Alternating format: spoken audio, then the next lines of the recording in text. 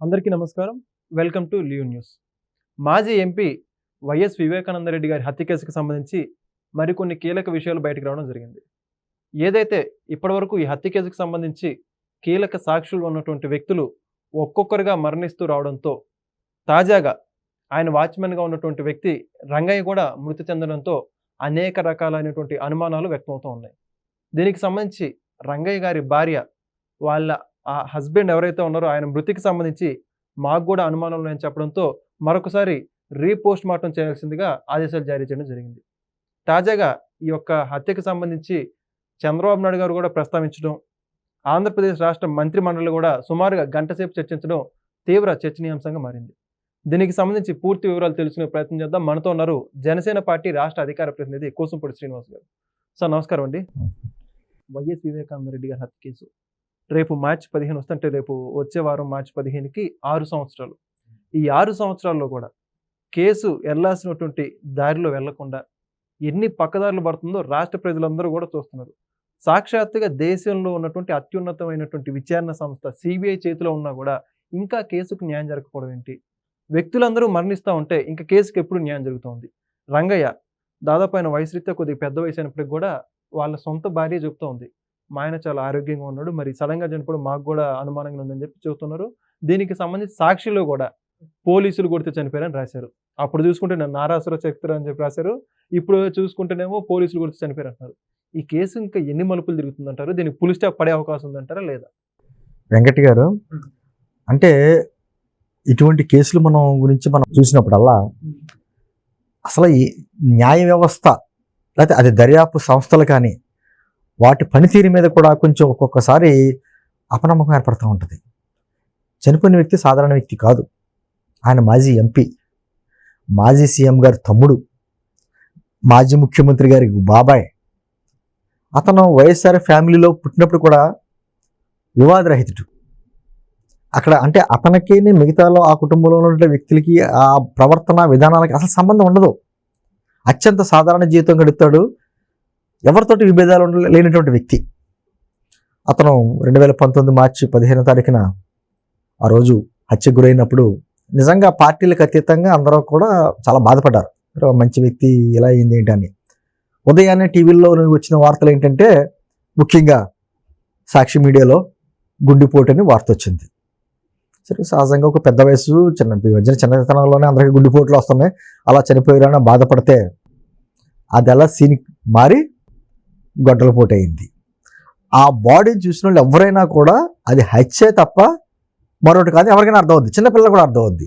మరి ఏ విధంగా అక్కడ గుండెపోటు అని చెప్పారు బయటకు వచ్చి కొంతమంది వ్యక్తులు, ఆ పార్టీకి సంబంధించిన వ్యక్తులు అంటే అది పెద్ద క్వశ్చన్ మార్క్. దాని మీద కూడా పెద్ద వివాదాలు, రకరకాల వ్యాఖ్యలు, మేము అన్నామా గుండెపోటు అని చెప్పి మాటలు. దానికి వెంటనే వారి పేపర్లో మీరు చెప్పినట్టుగా నారాసుర రక్త చరిత్ర అని చెప్పేసి పెద్ద ఇచ్చేయడం, అక్కడ ఆ హత్య వెనకాల ఎవరెవరో ఉన్నారని చెప్పేసి అని చెప్పడం, బురద జల్లేటటువంటి కార్యక్రమాలు చాలా చాలా స్పీడ్గా జరిగిపోయినాయి. అయితే అందరికీ అనుమానాలు, అసలు ఏం జరిగింది, అతనికి ఏమన్నా వ్యక్తిగత శక్తులు ఎవరన్నా ఉన్నారా, ఆర్థిక లావాదేవీలు ఏమైనా ఉన్నాయా, ఈ కోణాలన్నీ కూడా ఆలోచిస్తే తర్వాత దాన్ని అడ్డం పెట్టుకుని జగన్మోహన్ రెడ్డి గారు 2019 ఎన్నికలకి 2014 ముందేమో తండ్రి సేవను అడ్డం పెట్టుకున్నాడు. 2019కి బాబాయ్ హత్యని అడ్డం పెట్టుకుని ఏదో చంద్రబాబు గారి గవర్నమెంట్లో ఏదో జరిగిపోయిందని చెప్పేసి అని చిలవలు పల్లవులుగా చేయడం మనం చూసాం. సరే, దాని మీద అనేక దర్యాప్తు సంస్థలు మొదలుపెట్టి మీరు చెప్పినట్టు సిబిఐ లాంటి సంస్థలు కూడా దర్యాప్తు మొదలుపెట్టిన తర్వాత నాకు తెలిసి ఒక ప్రముఖ వ్యక్తి హత్య గురవుతే మొత్తం కడప జిల్లాని ప్రతి గుమ్మాన్ని జల్లెడ పెట్టారు. విచారణలో కొన్ని వందల మంది వస్తూనే ఉన్నారు, ఇంకా పుడతానే ఉన్నారు. మరి అసలు అర్థం కానిది ఇప్పటికే పరిస్థితి ఏంటంటే ఎక్కడ వేసుకోగా అక్కడే ఉంది. దాదాపు అనుమానితులు అనేక మందిని రావడం, దాంట్లో దస్తగిరిని అతను అప్రూవర్గా మారడం, అతను వచ్చి టీవీలో కూడా కొన్ని సందర్భాల్లో మాట్లాడడం, అతను ఏ విధంగా జైల్లో ఉన్నప్పుడు కూడా కొంతమంది వ్యక్తులు కలిసి ఏ విధంగా ఆఫర్లు ఇచ్చారో అన్న దాన్ని చెప్పడం, ఎవరైతే కొంతమంది ఉన్నారో ఆ వ్యక్తుల్లో 6 ఆల్రెడీ చనిపోవడం, ఆ చనిపోయిన సందర్భాల్లో కూడా అనుమానాస్పదం. ఆరోగ్యంగా ఉన్న వ్యక్తులు కూడా హాస్పిటల్లో జాయిన్ అవ్వడం, చనిపోవడం. ఆఖరికి ఆ రోజు చనిపోయినప్పుడు జగన్మోహన్ రెడ్డి గారిని వారి భార్యని తీసుకొచ్చి అక్కడికి తీసుకెళ్లిన వ్యక్తిని డ్రైవర్ కూడా చనిపోవడం. అతను 40 ఏళ్ళు కూడా ఉండవు. అదేవిధంగా వారికి సంబంధించినటువంటి చిన్న కుర్రాడు అభిషేక్ రెడ్డి అతను కూడా హాస్పిటల్లో జాయిన్ అవ్వడం, ఏదో చిన్నగా అతను డాక్టర్ కూడా పైగా ఏదో శారీరకంగా ఏదో ఇబ్బంది వచ్చిందని చెప్పేసి అని అనడం, చనిపోవడం. ఇప్పుడు రంగయ్య అతను వాచ్మెన్, కీలక సాక్షి. అతను కూడా వయసు అంటే పెద్ద వయసే కానీ ఎటువంటి అనారోగ్య సమస్యలు లేవంటున్నారు. భార్య చెప్తుంది అదే కదా. అతను కూడా చనిపోవడం. ఈ చనిపోయింది కూడా మళ్ళీ ఇమీడియట్గా వాళ్ళ పేపర్లో పోలీసులు కొట్టి చంపేశారు అని చెప్పేసి మాట్లాడడం. ఏదన్నా అంటే మీరు ఎటువంటి అంటే వార్తలు సేకరించాలి తప్ప వార్తలు సృష్టించకూడదు. పత్రికల పని అది. వీళ్ళు సృష్టిస్తారు ఏంటో సాక్షి వాళ్ళు కొత్త కథనాలనే సృష్టిస్తారు.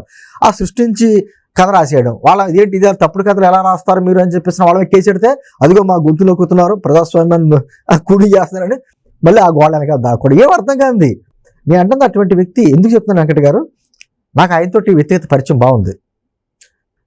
కడపకి సంబంధించి, కడప ఉక్కుకి సంబంధించి ఒకసారి కడపలోనే ఆ రోజు ఇది జరిగితే ఏంటంటారో కడప ఉక్కు గురించి ఒక బహిరంగ సభ పెడితే దానికి నేను కూడా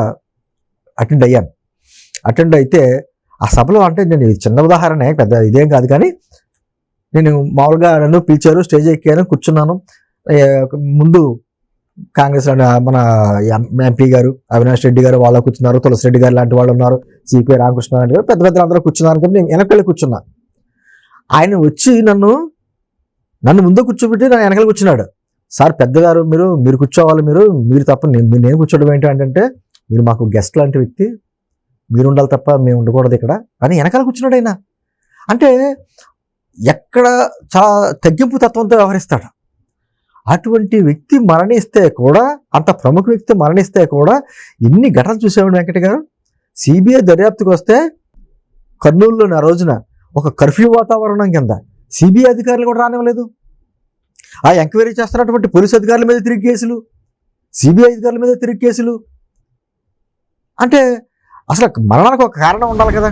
ఆల్రెడీ రిపోర్ట్స్ ఉంటాయి, పోస్ట్ మార్టం రిపోర్ట్స్ ఉంటాయి, వాటిని తప్పుదోవ పట్టించేటువంటి అంశాలు.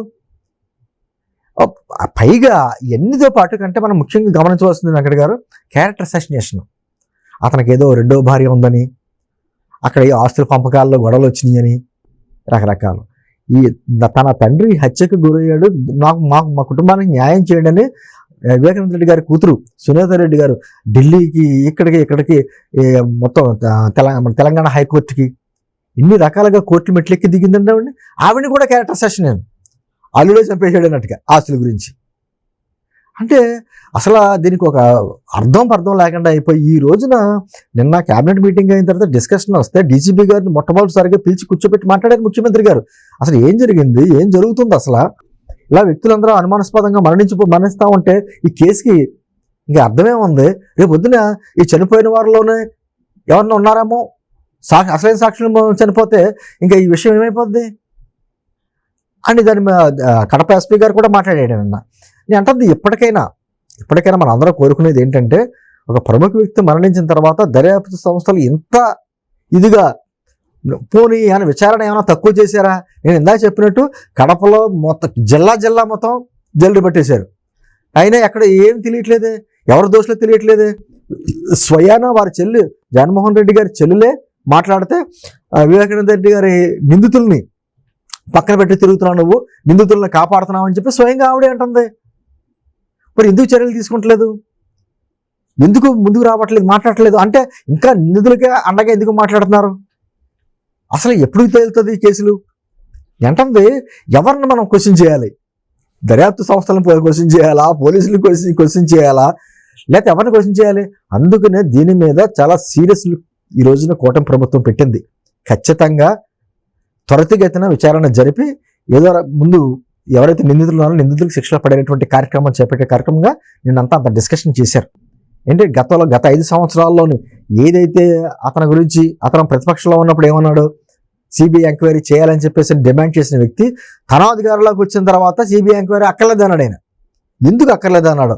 ఎన్ని పెద్ద క్వశ్చన్ మార్క్స్.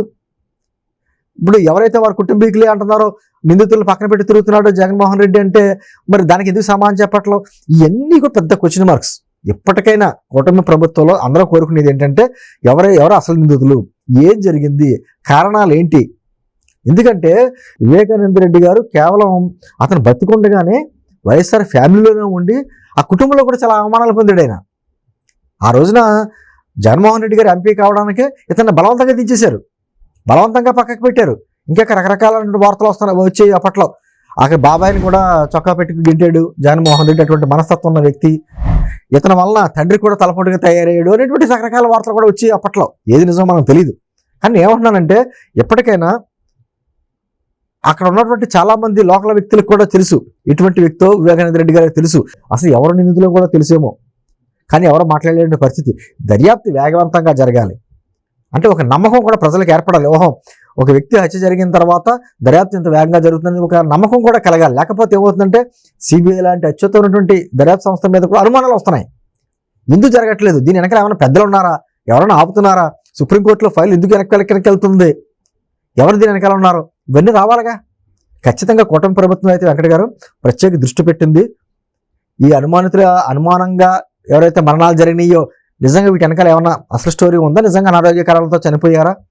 ఇప్పుడు రంగయ్య గారి భార్య కూడా ఆమె కూడా కోర్టులో ఇది కేసు పెట్టింది కాబట్టి దాని మీద కూడా విచారణ జరుపుతున్నారు. ఖచ్చితంగా నేను అనుకోవడం అతి త్వరలోనే నిందితులు ఎవరన్నది బయటకు వస్తుంది. ఓకే, చూద్దాం సార్ మరి నిందితులను ఎంత త్వరగా పట్టుకుంటారో. Thank you. Please subscribe to Leo News for more videos.